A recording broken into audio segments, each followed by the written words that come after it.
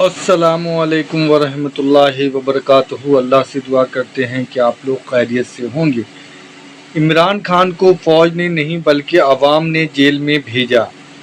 تو اس ویڈیو میں علی مرزا نے جو پاکستان کے بارے میں معلومات دی ہے اور جس طریقے سے انہوں نے ہر چیز کو سامنے رکھا ہے اور جس طریقے سے انہوں نے کہا ہے کہ 2-2.5 سال میں جو پاکستان میں جو افراتفری مچی ہے اور جس طریقے کا ماحول بنا ہے اور جو عوام نے کیا ہے اور جو لوگ اس کے پیچھے بھاگتے ہیں اور جو یہ سب چیزوں کو لے کے چلتے ہیں، تو اسی چیز کے بارے میں پوری تفصیل کے ساتھ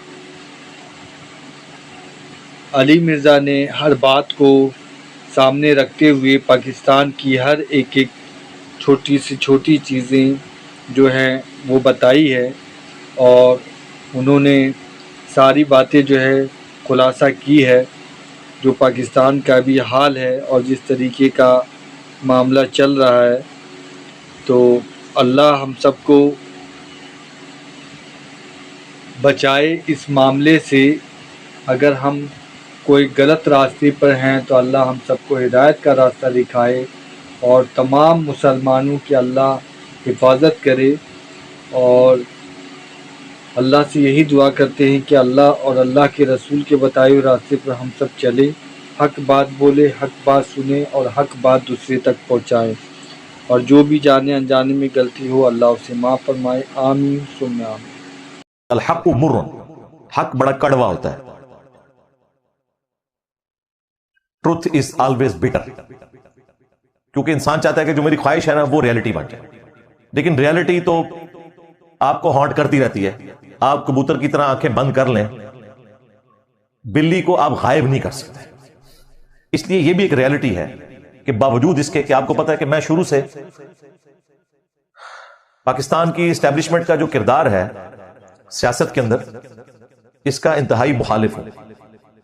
الحمدللہ میری زندگی میں کبھی ایک لمحہ بھی ایسا نہیں آیا کہ میں فوج کا پالیٹکس میں کردار اس کو اچھا سمجھتا ہوں۔ اگرچہ اس وقت جو چیمپئن بنے ہوئے ہیں وہ خود فوج کے کندھوں پر سوار ہو کر آئے اور آج وہ نظریاتی بن گئے۔ اللہ کا شکر ہے کہ جس طرح سیدنا علی کے بارے میں ہے نا کہ انہوں نے کوئی اپنی زندگی کا لمحہ کفر پہ نہیں گزارا۔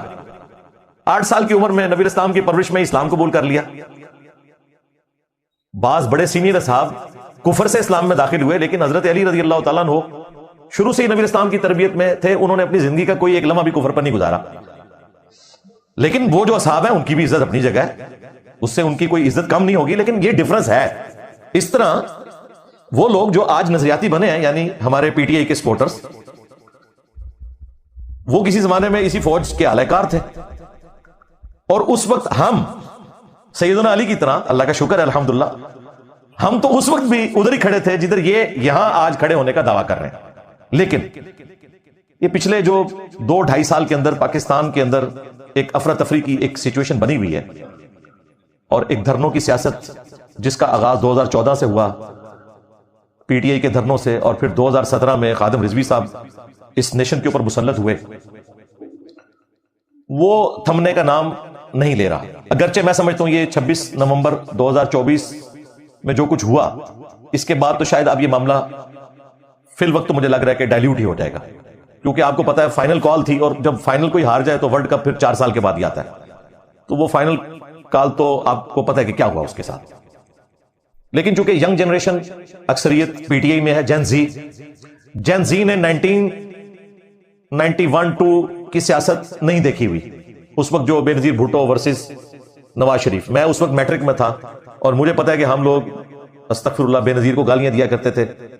ظاہر ہے کہ چھوٹے بچے تھے، مسلم لیگی تھے اس وقت، یہ فوج اور یہ ساری چیزیں تو ہمیں پتہ ہی نہیں تھی کہ یہ پیچھے یہ آئی جی آئی جو ہے وہ فوج نے بنوائی ہوئی ہے۔ جب کالج یونیورسٹی میں گئے اور چیزوں کی سمجھ آنا شروع ہوئی، پھر باقاعدہ طور پہ سمجھ آ گئی کہ بھائی یہاں پہ مسئلہ پاکستانی قوم کا ایک ہی ہے کہ یہاں کی اسٹیبلشمنٹ پالیٹکس میں لچ فرائی کرتی ہے۔ پھر اللہ کا شکر ہے میں ہمیشہ اپنی ذات کی حد تک ان پارٹیوں کو ہی ووٹ ڈالتا رہا جو اینٹی اسٹیبلشمنٹ تھی۔ لیکن یہ اب جو صورتحال آپ کے سامنے ہے کہ اینٹی اسٹیبلشمنٹ جو اس وقت ایک جماعت ابھر کر سامنے آئی ہے، اس میں کوئی شک نہیں ہے کہ اس کی کمزوریاں اپنی جگہ، لیکن ایک پازیٹیو چیز کہ پوری نیشن کو یہ مسئلہ پتا چل گیا کہ اسٹیبلشمنٹ کے سیاست میں کردار کی وجہ سے پاکستان کو کتنا نقصان ہوا۔ حتیٰ کہ جو ایکس آرمی چیف تھے باجوہ صاحب، انہوں نے اپنی آخری تقریر میں کہا کہ پاکستانی فوج سب سے زیادہ قربانیاں دیتی ہے اور گالیاں بھی سب سے زیادہ کھاتی ہے، اور اس کے پیچھے انہوں نے کہا ریزن یہ ہے کہ ہم لوگ پالیٹکس میں لچ فرائی کرتے ہیں، اب ہم نہیں کریں گے۔ لیکن اس کے بعد بھی وہ کرتے رہے، اور جو انہوں نے ڈیٹ دی تھی کہ اس ڈیٹ سے ہم نے کرنا چھوڑ دیا ہے، اس ڈیٹ کے بعد وہ خود ایکسٹینشن مانگتے رہے، اور ساری جماعتوں نے مل کے انہیں ایکسٹینشن دے بھی دی، آپ کو پتہ ہی ہے۔ پھر ظاہر ہے کہ جب کوئی مانسٹر آپ خود کھڑا کرتے ہیں، ایک وقت آتا ہے کہ وہ آپ کے مقابلے پر کھڑا ہو جاتا ہے، اور اب اس کو قابو کرنے کے لیے جو کچھ ہو رہا ہے، میں تو اس حق میں نہیں ہوں۔ جو لوگ پچھلے آلموسٹ 1.5 سال سے جیلوں میں پڑے ہوئے ہیں، اب جا کے یہ سپریم کورٹ کا ڈیسیژن آیا 2 دن پہلے کہ جی وہ 9 مئی کے جو کیسز ہیں ایٹ لیسٹ اس سے متعلق فیصلہ تو عدالتیں سنا دیں۔ یہ بڑی نیکی ہو گئی ہے، اگرچہ فوجی عدالتیں ہی فیصلہ سنائیں، لیکن ایٹ لیسٹ فیصلے کے بعد وہ ہائی کورٹ یا سپریم کورٹ میں اپنی ضمانت کے لیے اپلائی کر سکتے ہیں۔ لیکن اگر فیصلہ ہی نہیں ہوگا، 3-4 سال تک وہ سزائیں بھگتتے رہیں گے اس جرم کی، کہ شاید ان میں سے بعض ایسے لوگ ہیں کہ ان کے جرم کی سزا قانون میں ہی 1 سال بنتی ہے۔ تو یہ فیصلہ تو بہت پہلے ہو جانا چاہیے تھا کہ ایٹ لیسٹ شناخت ہو۔ کچھ لوگوں کو تو چھوڑ بھی دیا، ابھی بھی کچھ لوگ اندر ہیں، کچھ لوگ جینوئنلی ظاہر ہے اس معاملے کے اندر انوالو ہیں، ویڈیوز آ چکی ہیں۔ اب یہ تو کبوتر کی طرح آنکھیں بند کرنے والی بات ہے، اس وقت تو انقلاب کے نعرے تھے، اب کہہ رہے ہیں کہ جی یہ فوج نے خود کروا دیا۔ تو کوئی ایک بات ٹھیک ہوگی، ہاں فوج نے خود کروایا نہیں ہے، لیکن یہ کام ہونے دیا ہے، ہاں ادھر تک میں ایگری ہوں۔ کیا انہوں نے ہی ہے جو اس وقت سزائیں کاٹ رہے ہیں، یوز ہو گئے۔ وہی باجوہ صاحب والی بات ہے، خان صاحب نے جب ان کو تھوڑی سی آنکھیں دکھائیں اپنے دور حکومت میں، تو انہوں نے کہا خان صاحب آپ کا تو پہلا تجربہ ہے، ہمارا حکومت فارغ کرنے کا 70 سال کا تجربہ ہے، ہاں، اور انہوں نے ثابت کیا، پھر وہ جیت گئے یہ جنگ، اور آپ کو نظر آ رہا ہے۔ تو میں مشورہ یہی دوں گا کہ کوئی بھی اس قسم کا کنفلکٹ جس میں پاکستان کی ریاست کو نقصان پہنچے، اس کو پاکستان میں سپورٹ نہیں کرنا چاہیے۔ یہ مجھے شام کی صورتحال سے ذرا ایک عبرت کے طور پر چیزیں یاد آئیں کہ آپ دیکھیں جن جن ملکوں میں فوج اور ان کی عوام آمنے سامنے آ رہی ہے، وہ ایسے تباہ ہوئے ہیں کہ دوبارہ کھڑے نہیں ہو سکے۔ لیبیا کی مثال آپ کے سامنے ہے، شام کی مثال آپ کے سامنے ہے، عراق کی مثال آپ کے سامنے ہے۔ میں نہیں چاہتا کہ پاکستان میں یہاں تک صورتحال جائے، اور انشاءاللہ مجھے امید ہے پاکستان کی گراؤنڈ ریئلٹیز بالکل ڈیفرنٹ ہے، یہاں پہ ایسی صورتحال نہیں ہونی، کیونکہ یہاں کا جو مذہبی طبقہ ہے نا وہ فوج کے حق میں ہے، اس لیے یہاں انشاءاللہ تعالیٰ اس قسم کا کوئی انقلاب آ نہیں سکتا جب تک کہ مذہبی طاقتیں نہ اپوزٹ کھڑی ہو جائیں۔ ترکیے میں جو آپ کو فوجی بغاوت ناکام ہوتی نظر آئی تھی نا، وہ اس وجہ سے کہ وہاں پر جو مذہبی جماعتیں ہیں وہ طیب اردگان کے ساتھ تھی۔ پاکستان میں الٹ ہے، یہاں میں مذہبی جماعتیں جو ہیں وہ ہمیشہ سے اسٹیبلشمنٹ کے ساتھ ہیں۔ ظاہر ہے اسٹیبلشمنٹ انہیں اکوموڈیٹ کرتی ہے، پیسہ دیتی ہے، سب کچھ ان کے اوپر لگاتی ہے، اس وجہ سے ہم نے کیوں چندے بک کا سسٹم نہیں رکھا ہوا، اپنی جیب سے کیوں کھلاتے ہیں؟ کیونکہ آپ جب کسی سے چندہ لیتے ہیں نا، پھر آپ کو اس کے لیے کام کرنا پڑتا ہے، اور جب آپ اس کے لیے کام کرتے ہیں اور کل کو آپ کے اندر کوئی نظریاتی پن جاگ اٹھتا ہے تو وہ پھر آپ کو معاف نہیں کرتے۔ عمران ریاض خان کو کیوں نہیں وہ معاف کر رہے؟ وہ کہہ رہے ہیں ہمارا بندہ تھا، ہم بجٹنگ کرتے تھے، اس کو مرتے دم تک ہمارے ساتھ مخلص رہنا چاہیے۔ ہاں جو شروع سے ہی ان کے خلاف ہیں ان کو وہ چھوڑتے ہیں۔ احمد میر صاحب دیکھ لیں، آج وہ پی ٹی آئی کو سپورٹ کر رہے ہیں نا، تو احمد میر صاحب عمران خان صاحب کے دور کے اندر تو ان پر مشکل وقت آیا، مطیع اللہ جان جب اٹھائے گئے ان کی سپورٹ میں کھڑے ہوئے، اسد علی طور کے حوالے سے انہوں نے ایک سٹیٹمنٹ دے دی تھی اس وقت فیض حمید کے بارے میں، تو 8 مہینے کے لیے آف ایئر ہو گئے۔ لیکن اس دور میں آپ دیکھ رہے ہیں احمد میر صاحب پی ٹی آئی کے حق میں بات کر رہے ہیں اور سکون سے پھر رہے ہیں۔ کیوں؟ وہ یہ سمجھتے ہیں کہ احمد میر صاحب تو پہلے سے اینٹی اسٹیبلشمنٹ ہے، تو ٹھیک ہے وہ تو اپنے اسی نظریے پہ قائم ہے، رہے اپنی جگہ۔ حالانکہ احمد میر صاحب کے اوپر بھی مسئلے ہیں، وہ کچھ تھوڑے سے جب کوئی لیڈر پاپولر ہو جائے اس کے حق میں بھی ہو جاتے ہیں۔ آپ پتہ ہے پہلے نواز شریف صاحب کے بھی حق میں ہو گئے، پھر نواز شریف صاحب جب باہر بھاگ گئے اپنی سزا بھگتنے کی بجائے، پھر وہ ان کے خلاف ہو گئے، اور پھر اب یہ عمران خان صاحب کو وہ اپنے نظریے کے تحت سپورٹ کر رہے ہیں۔ اور آج کل تو آپ دیکھ لیں کہ پی ٹی آئی کے دھرنوں میں آپ کو وہ رپورٹنگ کرتے ہوئے نظر آ رہے ہیں، ورنہ پہلے تو جیو کا کوئی نمائندہ پی ٹی آئی کے جلسے میں جا ہی نہیں سکتا تھا۔ یہ تو فیمیلز کے اوپر بھی آپ کو پتہ ہے کس طریقے سے گالیاں بکتے تھے اور ان کو مارنا شروع کر دیتے تھے، کبھی گلیل کے ذریعے، کبھی کچھ. مطیع اللہ جان صاحب، اسد علی طور، اب یہ تو وہ لوگ ہیں جو ہمارے دوستوں میں ہیں، مطیع اللہ جان ہو، اسد علی طور، فون پہ کبھی کبھار میری بات بھی ہو جاتی ہے ان لوگوں سے. تو یہ ساری کی ساری جو صورتحال ہے اس وقت، اس میں میں ریکویسٹ کروں گا سب سے پہلے تو اپنی اسٹیبلشمنٹ سے کہ وہ پہلے عبرت حاصل کریں. ان کا بھی عبرت حاصل کرنا بنتا ہے. اس وقت جو آپ کے اوپر مشکل وقت آیا ہے کہ ایک پولیٹیکل جماعت جو آپ نے خود لانچ کی تھی، اس کا لیڈر آپ نے خود مہاتما بنایا، بلکہ سارے انہوں نے مہاتما بنائے ہوئے ہیں. نواز شریف کون تھا؟ انہوں نے پالا ہوا تھا، اور خان صاحب بھی انہی کی پروڈکٹ ہے. تو یہ اب جو یہ جماعت آپ کے اوپر مسلط ہوئی ہے، تو یہ آپ کے بزرگوں کی کارستانیوں کا اینڈ ریزلٹ ہے. یہ تو ہونا تھا کبھی نہ کبھی. اب چونکہ کام ڈالا ہے اسٹیبلشمنٹ کے بڑوں نے اپنے اپنے زمانے میں پالیٹکس میں لچ فرائی کر کے، اور ایک پروڈکٹ ایسی تیار ہوگی، آپ کو پتا ہے وہ کبھی لیبورٹری میں آپ کوئی چیز تیار کر رہے ہو، ساتھی طور پہ بھی کوئی ایسا خطرناک وائرس تیار ہو جاتا ہے جس کا شکار سب سے پہلے وہ سائنٹسٹ ہو جاتے ہیں. تو یہ وہ اس قسم کا ایک وائرس تیار ہو گیا ہے جین زی کی شکل میں، اور ظاہر ہے کہ وہ اب ان سے سنبھالا نہیں جا رہا. سوشل میڈیا کا بوم ہے، آپ کو پتا ہے، سب کچھ ہے. تو یہ میں فوج کے لیے بات کر رہا ہوں کہ آپ کو صبر کیسے آئے گا، وہ میں آپ کو طریقہ بتا رہا ہوں. آپ کو جب ان کے کامنٹ سے جو غلط ہیں، میں بھی کہتا ہوں کہ یہ اس طریقے سے بہیو نہیں کرنا چاہیے. اس پہ صبر کا طریقہ یہ ہے کہ یہ یاد کریں کہ یہ آپ کے بڑوں نے جو 70 سال تک کیا تھا، یہ اس کی بائی پروڈکٹ ہے. تو آپ کو صبر نصیب ہو جائے گا کہ ٹھیک ہے یار، غلطی ہمارے بڑوں کی تھی، اس کا ذریعے نکل رہا ہے. دوسرا، جو بھی ہیں یہ اس قوم کے بچے ہیں، جذباتی ہیں، اور وہ پورے اخلاص کے ساتھ یہ سمجھتے ہیں کہ فوج کا پالیٹکس میں کوئی کردار نہیں ہونا چاہیے، بلکہ ساری جماعتیں سمجھتی ہیں اس وقت. نون لیگ والے بھی آپ دیکھیں، ان کو آئے دن فیصل ووڈا صاحب کے ذریعے ڈانٹ پڑتی رہتی ہے. کیوں پڑتی ہے؟ وہ بھی کوئی اسٹیبلشمنٹ کے کردار کے اندر اس حوالے سے خوش نہیں ہے، مجبوراً چل رہے ہیں، ظاہر ہے ڈنڈے کا زور ہے تو چل رہے ہیں. تو اور آج میں آپ کو بتاؤں، آج خان صاحب کے ساتھ اسٹیبلشمنٹ صلح کر لینا تو یہ ساری پی ٹی آئی جو نظریاتی بنی ہوئی ہے نا، یہ پھر آپ کو فوج کے گیت گانا شروع کر دے گی. یہ میری بات آپ نوٹ کر لیں. اس لیے وہ ہمیشہ یہ کہتے ہیں کہ ہمیں واپس لے کے آئیں. وہ یہ نہیں کہتے آپ نکل جائیں، وہ کہتے ہیں ہمیں لے کے آئیں، ان کو کیوں ہماری جگہ بٹھا دیا. حالانکہ ہونا چاہیے کہ آپ بھی نکلے اور عوام کو فیصلہ کرنے دیں. اب دوسری طرف جو بیٹھے ہیں وہ کہتے ہیں 2018 میں ہمارا الیکشن چوری ہوا تھا، اگر 2024 میں ان کا ہو گیا. اب تو بول کے بھی وہ کہہ رہے ہیں، تو ٹھیک ہے برداشت کرو. میرا خیال ہے کہ اس میں سب سے بڑی ذمہ داری ہماری اسٹیبلشمنٹ کی ہے، کیونکہ ان کے ہاتھ میں بندوق ہے، وہ طاقتور ہے، معاملات کو کنٹرول کر سکتے ہیں، اور کافی حد تک آپ دیکھیں کنٹرول کر لی ہے. میں سمجھتا ہوں اس وقت پچھلے آلموسٹ 1 سال سے ڈالر بھی سٹیبل ہو گیا ہے، آپ اسٹاک ایکسچینج بھی اوپر چلی گئی، سارے معاملات سٹیبل ہو گئے ہیں. میں پی ٹی والوں سے بھی ہاتھ جوڑ کر ریکویسٹ کروں گا کہ یار اپنی باری کا انتظار کریں، کوئی ٹائم ختم نہیں ہوگا. یہ کوئی خلیفۃ المسلمین تو نہیں شہباز شریف کہ پوری زندگی کے لیے اس نے بیٹھ جانا ہے. انتظار کریں، انہوں نے بھی تو انتظار کیا تھا نا. ٹھیک ہے 2018 میں پھر وہ جو موومنٹ لے کے آئے وہ ایک آئینی طریقے سے ہٹایا، ادروائز انہوں نے بھی ایکسیپٹنس دے دی تھی.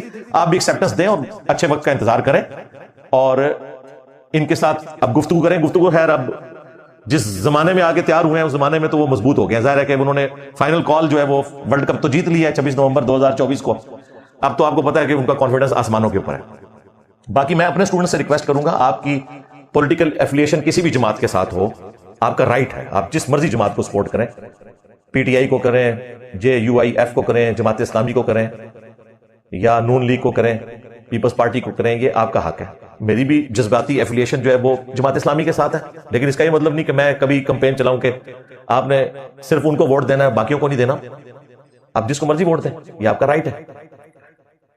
میں چونکہ ایک ریلیجس ذہن رکھتا ہوں، مولانا مودودی رحمہ اللہ کے ساتھ میری ایک عقیدت ہے، اس کی وجہ سے ان کے ساتھ میری اٹیچمنٹ والا معاملہ ہے. باقی ڈیموکریسی بھی دیکھی جائے اگر کسی جماعت کے اندر ہے تو یا جماعت اسلامی میں ہے یا اس کے بعد MQM میں. باقی تو آپ کو پتا ہے ڈکٹیٹرشپ ہی ہے چل رہی ہے، نون لیگ ہو، پیپلز پارٹی ہو یا PTI ہو، ون مین شو. یہ ہر طرف، ایک طرف زرداری صاحب ہیں، ایک طرف نواز شریف صاحب ہیں، اور یہاں پر عمران خان صاحب ہیں، وہ آپ کے سامنے.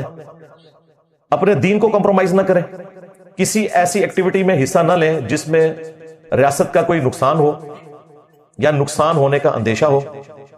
اسی طریقے سے ریاستی اداروں کو یا ریاست کے ساتھ نفرت کرنا کہ بھی آپ ہمارا لیڈر نہیں ہے تو پاکستان بھی ختم ہو جائے، یہ سری لنکا بن جائے، ادھر بنگلہ دیش والے حالات ہو جائیں، اس کے ساتھ یہ ہو جائے، دنیا میں کوئی واقعہ ہوتا ہے تو فوراً اس کے ساتھ لیٹ کر کے تو اس طریقے سے سوشل میڈیا کے اوپر کمپین چلانا پاکستان کے خلاف، پاکستان کے اداروں کے خلاف، یہ بالکل زیادتی والی بات ہے. اس سے ہم اپنا نقصان کریں گے.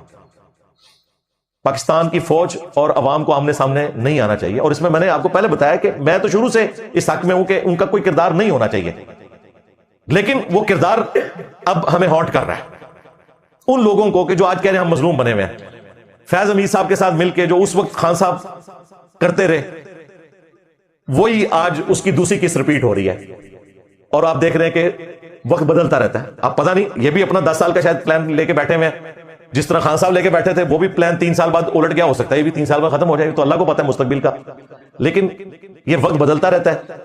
جو جیلوں میں ہیں وہ باہر آ جاتے ہیں, باہر والے جیلوں میں چلے جاتے ہیں.